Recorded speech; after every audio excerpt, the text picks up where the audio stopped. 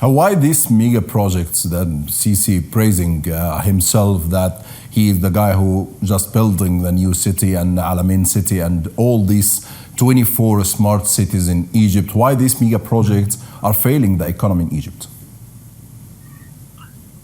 Well, these are symbols, and they are political symbols as much or indeed more than they are economic symbols. Their economic utility is quite limited, as I just said. So he believes there is a political utility in showing that the regime is doing something, and literally in concrete is the best way to show that. The reality, however, is that what an economy depends upon, first and foremost, is intricate linkages between its various parts. And that's what's sadly lacking in Egypt, partly because government policy becomes very nervous when actors in the system, whoever they are, workers, managers, owners, peasants, so on, are linked through tight economic exchanges. And these relationships can, of course, have political consequences.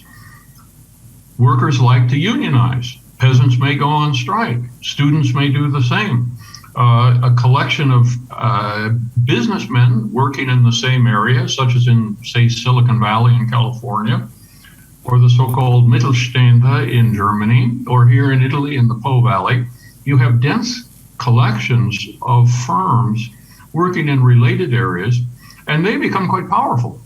They make demands on government, they express the views of themselves as producers, and so you need a relatively free economic environment in which these linkages can be established for production to then be increased as a result of those linkages. Egypt simply lacks them. So Egypt continues to import over 60% of the intermediate goods used in production processes. So the automobiles manufactured in Egypt are almost entirely dependent on imported parts. The drugs manufactured in Egypt are almost entirely dependent on imported ingredients. Compared to Morocco, where the feeder industries into automotives produce something like 3/4 of the inputs now into the manufacture of a car in Morocco.